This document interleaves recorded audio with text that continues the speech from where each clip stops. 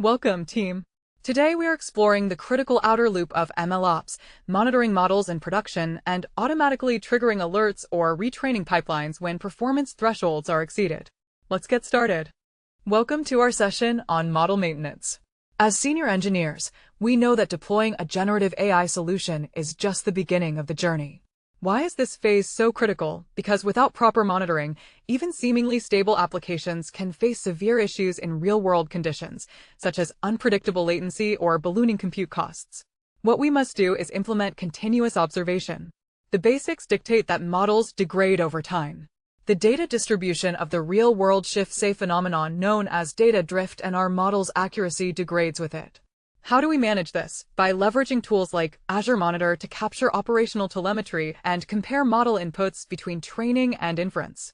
In our deep dive today, we will transition from merely watching dashboards to building automated, self-healing systems that detect this degradation and immediately trigger alerts and retraining workflows to correct it.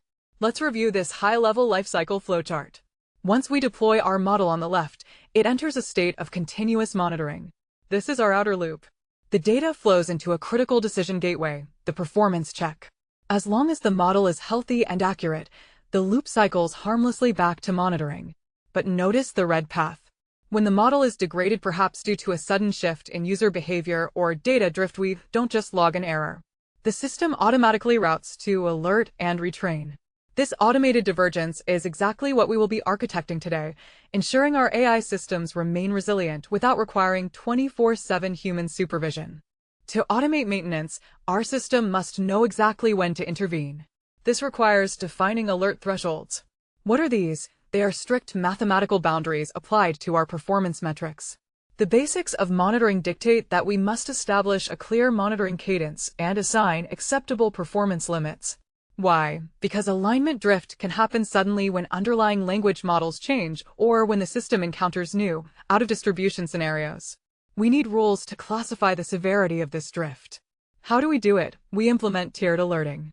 For our deep dive, consider Microsoft's recommended structure. If an evaluation score drops to a warning threshold of 0.65, the system merely schedules a human review and increases sampling. If it hits a critical threshold of 0.55, we pause automated gates.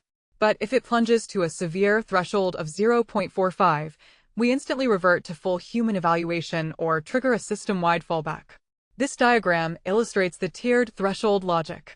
At the top, our real-time evaluation score feeds into our condition engine. Rather than a binary pass/fail, the system assesses the exact severity of the degradation. If the score slips below 0.65, we hit the warning tier, slightly increasing human oversight without disrupting traffic. If it drops below 0.55, it becomes critical, and we proactively pause automated CI/CD gates to prevent bad updates from deploying. Finally, the red node represents our severe threshold at 0.45. Hitting this triggers an immediate emergency protocol, bypassing standard operations and reverting to a safe fallback state. Tiered thresholds prevent overreacting to minor dips while protecting against catastrophic failures. Thresholds are useless if nobody is watching them. We need an automated alerting infrastructure. What is this? It is the underlying engine that actively watches your metrics and fires events when boundaries are crossed. The basics involve using tools like Azure Monitor, which enriches your raw telemetry with powerful alerting capabilities. Why do we need this? Because manual monitoring simply does not scale in an enterprise environment. We must automatically notify and alert on critical events in the machine learning lifecycle, such as data drift detection or sudden latency spikes. How is this built? We configure Azure Monitor to evaluate our tiered thresholds and set up automated alerts that notify the team of anomalies. Diving deeper, the true power of this infrastructure lies in correlation. By correlating disparate metrics, for example, cross-referencing high token usage with a drop in user satisfaction, Azure Monitor can spotlight complex degradation issues that humans might have entirely overlooked. Let's trace the path of an alert in this infrastructure diagram. On the left, model telemetry streams continuously into Azure Monitor. This data is constantly evaluated by the alert rules engine, represented by the yellow diamond.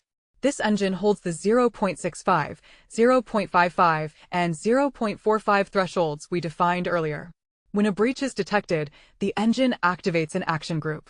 Notice how the action group bifurcates. It sends an email or SMS to immediately wake up the engineering team, but more importantly, it triggers a webhook. This webhook is the programmatic bridge that allows our monitoring system to talk directly to our orchestration system, turning a passive alert into an active, automated response. When our action group fires a webhook, we initiate a telemetry-driven feedback loop. What is this? It is an automated cycle where live production metrics actively dictate when a model should be retrained. The basics state that by understanding how our models interact with live data, we can establish this automated loop. Why is this the holy grail of MLOps? Because to achieve true continuous deployment, we must eliminate the human bottleneck between discovering data drift and initiating the solution. How do we connect these systems? We take that webhook from Azure Monitor and use it to trigger a GitHub Actions workflow. For a deep dive into the architecture, GitHub Actions can listen for these external HTTP calls. When the severe threshold alert hits the webhook, GitHub instantly checks out the model code, spins up an Azure Machine Learning compute cluster, and begins retraining the model on the latest dataset all before the data scientist has even poured their morning coffee. This sequence diagram maps the perfect telemetry-driven feedback loop. First, the live endpoint streams its low-accuracy metrics back to Azure Monitor.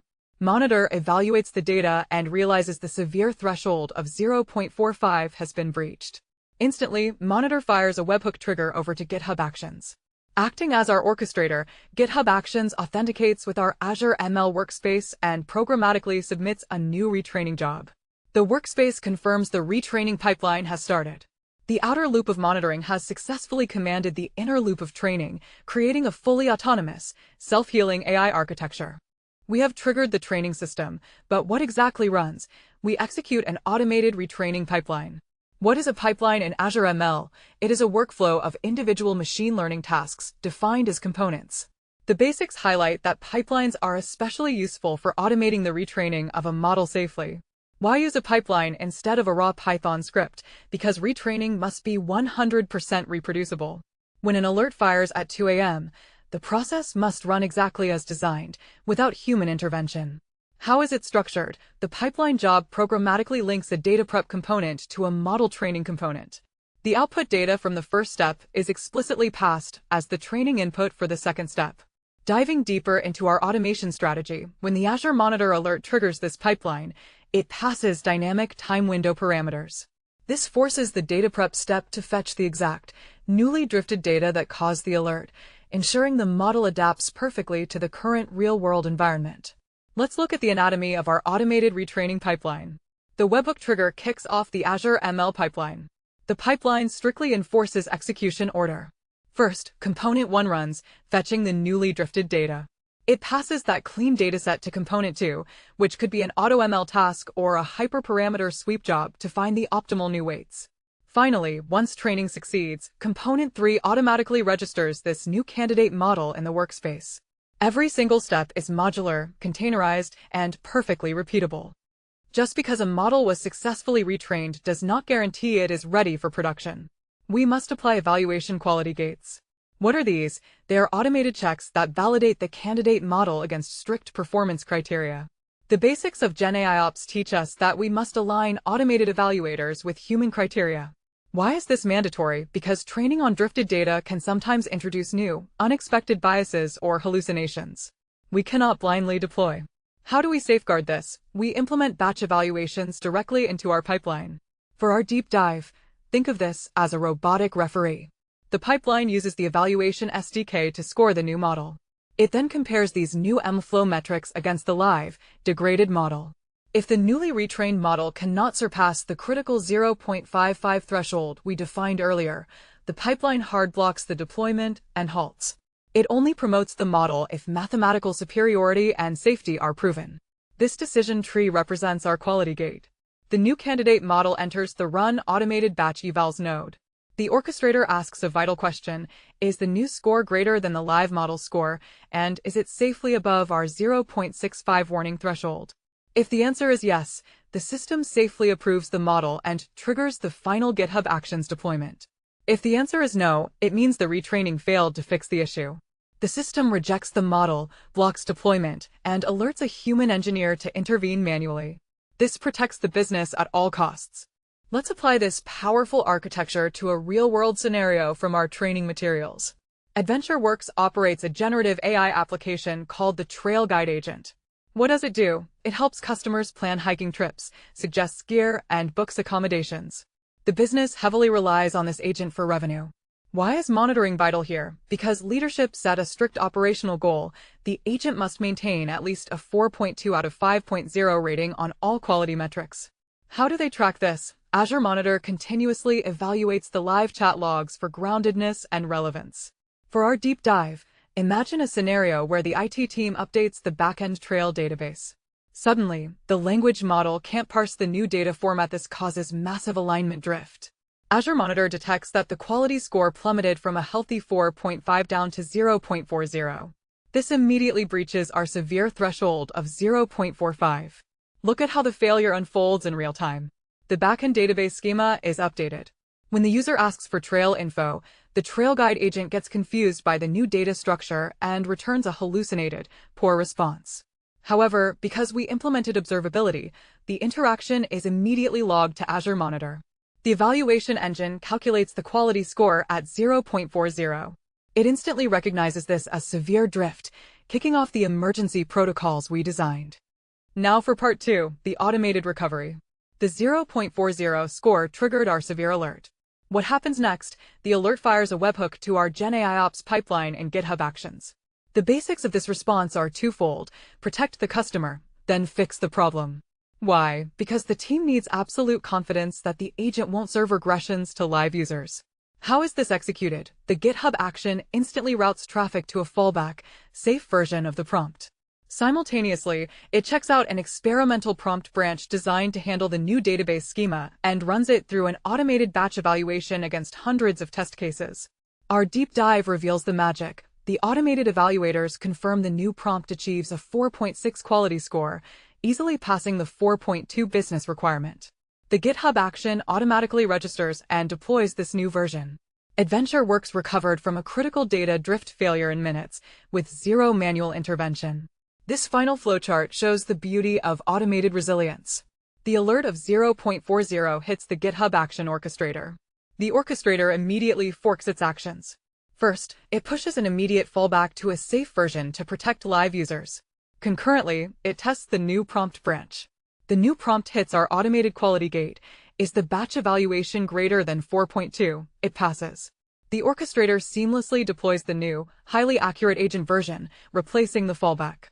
This is the ultimate goal of monitoring and maintaining machine learning models in production, transforming catastrophic alerts into automated, invisible fixes. Welcome to quicktechie.com. So just type in quicktechie.com here. Then you can go through the material which is provided by Quicktechie. So we have first of all video courses which you can go here and you can find the various video courses across the technologies as well as finance domain. So if you see in Microsoft, we have 8 programs currently running. Next, you can go through the ebooks available. So all the ebooks which are in PDF format today, and you can download this. So let me go through Microsoft certification ebooks. You can click on any of this and you can see this is the PDF available for you to download. So these are the premium ebook mostly available on quicktechie.com platform only. Now the second part is exam simulator. As we primarily focus on the all technology companies and finance domain certification preparation material, so this is company wide listed here and you can go through this. So let me go through the Microsoft one again. You can see this is all Microsoft related certification. AB 730 exam, if you open it, so you can see here this, and all the practice papers are available here. Today we have a 5 practice paper. So click on the first practice paper. It would load the questions. You can answer this question. This is way you can answer it and you can move to the next question. Now third material we wanted to highlight is an audiobook. So we started recently with the audiobooks as well, which you can listen on the go, and various technology wise ebooks are available. And at the last, this is our alumni. These people who are subscribing to our courses and this platform, they are all listed here. And at the end, I wanted to tell you, if you find any course or training or certification preparation material which you want to get us prepare for yourself, please put on the comment section. If you're watching on YouTube, on Udemy, or on this platform itself, quicktechie.com, then please put the comment, or you can even send an email to using this contact us options here. You can directly do the WhatsApp message. You can call us on this numbers as well.